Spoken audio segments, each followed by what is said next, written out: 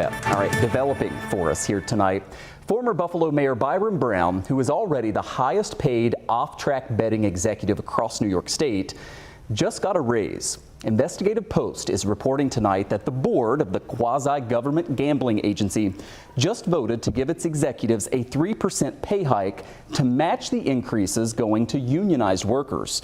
So that brings Brown's pay to more than $303,000 a year. He'll get another $10,000 raise in January that is part of his original contract. You can imagine the controversy here. J.Dale Shoemaker broke this story and is here with us tonight. Walk me through quickly how this went about. Yeah, so one of Brown's first priorities when he came into office is, and this was his pitch to the board of directors, is that I've got a lot of connections in Albany. I'll be able to get state legislative approvals through the democratically controlled Assembly, Senate, and governor's office. His first priority on that measure was to lower what's called the tax rate. It's a public agency, so it's not really a tax, but before, 49% of all of OTB's profits had to go to the state government. He successfully lowered that to 44%, a 5% savings. Now, in the legislation that enacted this in the state budget this year, they got that through successfully. They said that you have to use some of this money to give your rank and file employees a raise. They just had contract negotiations with their union. The union members all got a 3% raise.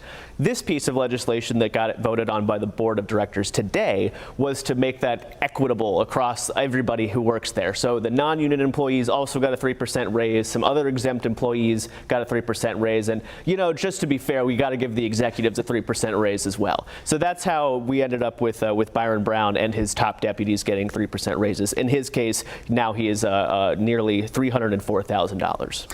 What is the reaction that you're getting from the board, from the administration overseeing this? Because again, the public is going to look at this and be like, it's a pretty big salary. Well, Byron Brown said when I asked him, he says, look, I came in and I'm getting paid what's the market offers for this type of position. Now he's well above what his counterparts at other agencies are making. He says this is what the market offers. That's the job I took. And he says that the agency is doing well. We have the money to spend, and so we're giving it to all employees, myself included.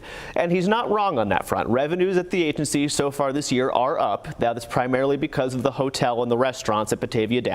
Revenues are up, and they are in fact giving a little bit more money back to the municipalities. Over the 6 months so far this year, the revenues for the municipalities are up about $1 million, a little bit more than $1 million.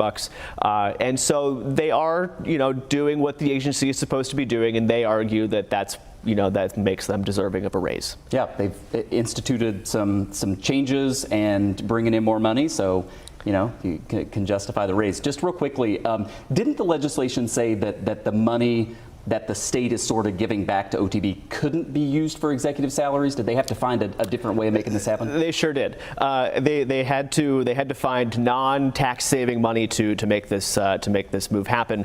Now, you also mentioned the reforms. In the reform agenda that Byron Brown got passed, they had some new caps and some new approval steps for executive travel. Now, I was on your program last year talking about Henry Watazik and his travel. They went to Vegas. They went to Saratoga Springs. When they were in Vegas, they spent $1,600 on a steak dinner. So now, under Brown, the board has to pre-approve travel, and they also did that today. They pre-approved a trip to Las Vegas. They are going to be spending $24,000 on this trip. Byron Brown himself is going to get to spend $6,000 of that. So we know ahead of time. Now they're still going, but we do know at least a little bit more about what they're doing. Yeah, transparency has always been a big issue, so hopefully that improves so we can keep everybody updated. J.Dale Shoemaker with Investigative Post. Make sure you check out the full article that's now posted. Thanks. Thanks.